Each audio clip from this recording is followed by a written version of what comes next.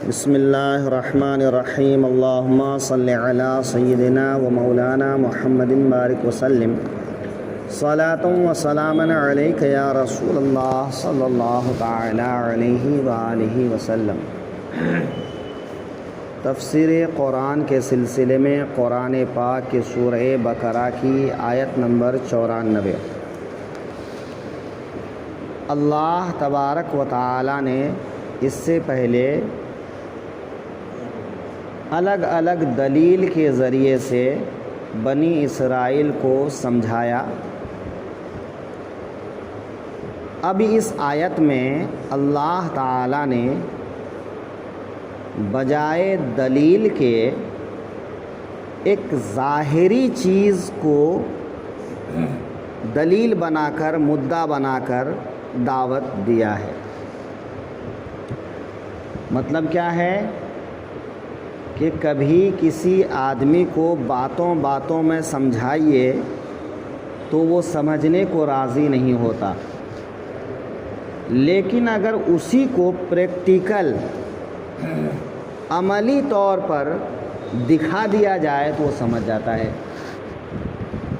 تو اللہ تعالیٰ نے دعوت و ارشاد کے لیے دونوں چیز کو اختیار فرمایا ہے کہ ایک دلیل کے ذریعے سے سمجھانے کی کوشش کیا ہے، اور جب دلیل سے بات نہ بنے تو عملی طور پر اس کو ظاہری اعتبار سے دکھا کر سمجھایا ہے۔ پہلے اس کی ایک مثال سمجھ لیجئے کہ آگے بات آئے گی۔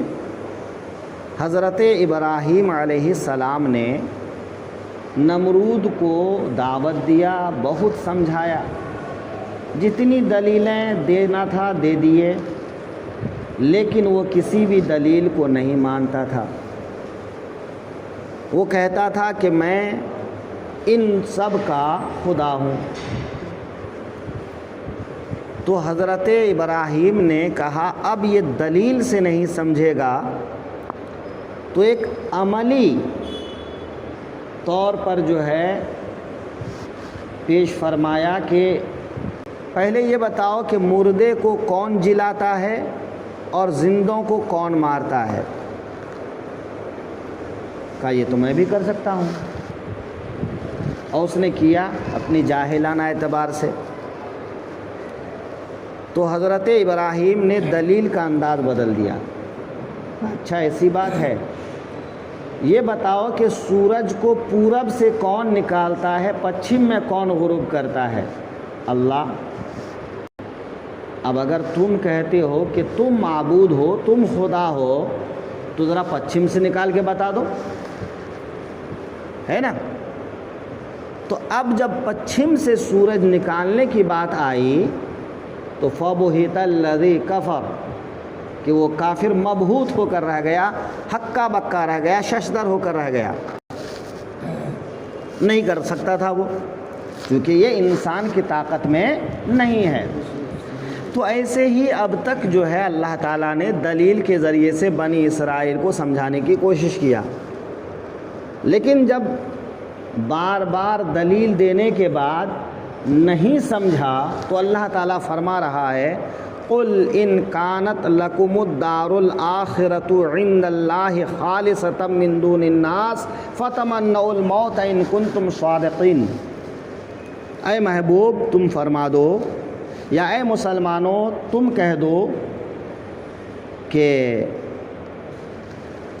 اگر آخرت کا گھر یعنی جنت وہ صرف تمہارے لیے ہے، جنت میں تم ہی جاؤ گے، چونکہ وہ یہودی بنی اسرائیلی یہی دعویٰ کرتے تھے کہ ہم ہی جنتی ہیں، ہمارے علاوہ اور کوئی جنت میں نہیں جائے گا، یا جنت ہمارے لیے ہی ہے، کسی اور کے لیے جنت نہیں ہے۔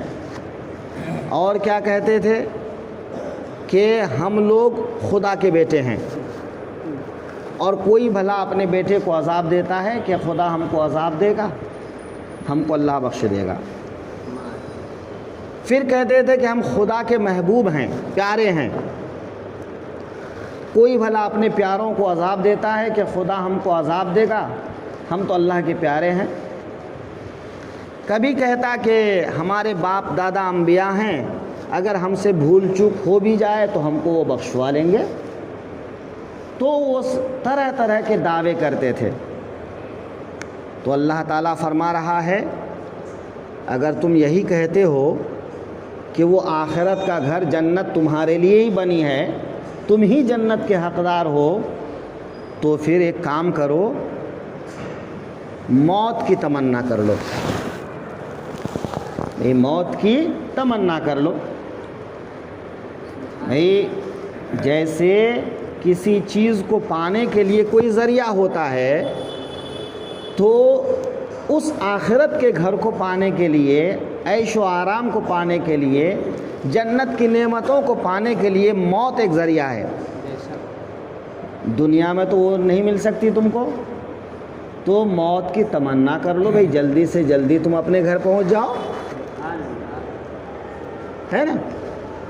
تو ظاہر سی بات ہے کہ یہ جتنے بھی اپنے آپ کو بڑے بڑے دعوے دار کہلاتے ہیں، یہ دنیا کے سب سے بڑے لالچی ہوتے ہیں۔ ان کو دنیا کا عیش و آرام اس طرح سے اچھا لگتا ہے کہ وہ دنیا کے عیش و آرام کے لیے سب کچھ چھوڑ دیتا ہے۔ تو بھلا کون موت کی تمنا کرے گا؟ کون دنیا کی ان آشائش کو چھوڑے گا؟ تو اللہ تعالیٰ نے فرمایا اگر تم سچے ہو کہ تم اللہ کے پیارے ہو، اللہ کے بیٹے ہو، انبیاء کی اولاد ہو، جنت تمہارے لیے بنائی گئی ہے، یہ سب کچھ ہے، تو تمنا کرو کہ تم مر جاؤ۔ ایک بار خالی کہہ دو میرے سامنے اللہم امیتنا، اے اللہ تو ہمیں موت دے دے۔ پھر دیکھو کیا ہوتا ہے کہ تم دعا کرو اللہم امیتنا اور میں کہہ دیتا ہوں آمین، تو نتیجہ کیا ہوگا کہ جتنے موت کی ایک بار دعا مانگو گے اور میں آمین کہہ دوں گا، سب ترنت مر جاؤ گے۔ نہیں، سب کے سب جو ہے مر جاتے اس ٹائم۔ تو اسی لیے جو ہے اللہ تعالیٰ نے کیا فرمایا، اے محبوب یہ آپ سے بہت حجت کر لیے، آپ نے بہت دلیل دے دی، بہت سمجھا لیا، اب ان کو سمجھانے کا ایک طریقہ یہی ہے کہ بھائی تم کہتے ہو جنت تمہاری، تو جنت میں جانے کے لیے ایک بار موت کی تمنا کر لو، مر جاؤ، پھر جنت تم کو مل جائے گی۔ اگر تم سچے ہو، لیکن وہ ہرگز ایسا کر نہیں سکتے۔ اللہ تعالیٰ نے فرما دیا وَلَن يَتَمَنَّهُ أَبَدًا، کہ وہ ہرگز اس کی تمنا نہیں کریں گے۔ کیوں؟ بِمَا قَدَّمَتْ أَيْدِيهِمْ، ان کو اپنے کیے دھرے کی خبر ہے کہ وہ کتنے کتنے جرم کیے ہیں، کتنے بڑے بڑے گناہ کیے ہیں، ان کو اپنے گناہوں کا علم ہے، اور یہ بھی جانتے ہیں کہ یہ کہہ کر صرف لوگوں کو وہ گمراہ کر رہے ہیں، لوگوں کو بہکا رہے ہیں، ورنہ جانتے ہیں کہ یہ نبی برحق ہے، یہ کتاب برحق ہے، یہ سب کچھ جانتے ہیں، لیکن دنیا کی لالچ نے ان کو اندھا کر دیا ہے کہ یہ اس نبی کو نہیں مان رہے ہیں، اس پر نازل ہونے والے کتاب کو نہیں مان رہے ہیں۔ تو اللہ تعالیٰ نے فرمایا کہ اے لوگو اگر تم اپنی بات پر سچے ہو تو آ جاؤ، موت کو گلے لگا لو، تم کو جنت مل جائے گی، نعمت مل جائے گی، آرام مل جائے گا، سب کچھ مل جائے گا، لیکن ایک بار تمنا تو کرو، لیکن نہیں کرے گا۔ اللہ تعالیٰ نے فرمایا وَلَن يَتَمَنَّوْهُ أَبَدًا، وہ ہرگز کبھی بھی موت کی تمنا نہیں کریں گے، بما قدمت ایدیہم، اپنے ان کاموں کی وجہ سے، گناہوں کی وجہ سے جو وہ کر چکے ہیں۔ واللہ علیم بالظالمین، اور اللہ ظالموں کو خوب جانتا ہے، اللہ ظالموں کو خوب جانتا ہے۔ تو اللہ تعالیٰ نے اس آیت میں کیا کیا کہ ایک ظاہری چیز کہ بھئی دلیل اور تھیوری تم کو سمجھ میں نہیں آتی تو ایک عملی چیز کر کے دیکھ لیتے ہیں بھائی۔ اس سلسلے میں روایت میں ہے کہ یہود کے بڑے بڑے علماء جمع ہوئے اور حضور صلی اللہ علیہ وسلم سے اسی پر بحث کیا، اور وہ کہنے لگے کہ نہیں ہم تو حق پر ہیں۔ تو اس کے بارے میں حضور کو یہ کہا گیا کہ اے محبوب ان علماء سے کہیے کہ یہ موت کی تمنا کریں، کیونکہ یہ علماء جانتے ہیں یہ غلط ہیں، ان کو اپنی غلطی کا علم ہے، لیکن دنیا کی لالچ نے ان کو روک رکھا ہے کہ یہ آپ کے قدموں میں آ کر پناہ لے لیں۔ اگر یہ آپ کے قدموں میں آ جائیں گے تو ان سے دولت چھوٹ جائے گی، ان کا لوگ ہاتھ پاؤں چومتے ہیں وہ چھوٹ جائے گا، تو اسی لیے یہ لوگوں کو بہکاتے رہتے ہیں، یہ جان بوجھ کر انکار کرنے والے ہیں۔ لہٰذا ان سے کہیے کہ اگر تم سچے ہو تو ایک بار موت کی تمنا کرو، اور اگر یہ ایک بار موت کی تمنا کر لیتے ہیں تو میں فوراً ان سب کو مار دیتا ہوں۔ اور ان کو یقین بھی تھا کہ اگر ہم نے موت کی تمنا کی تو ہماری موت پکی ہے، اس لیے کسی نے موت کی تمنا نہیں کی، وہ کر ہی نہیں سکتے تھے، چونکہ جو ظالم ہوتا ہے وہ بزدل ہوتا ہے، جو گنہگار ہوتا ہے وہ خوف زدہ ہوتا ہے، جو غلط ہوتا ہے وہ ہمیشہ اندر سے ڈرتا ہے لیکن زبان سے بڑی بڑی باتیں کرتا ہے۔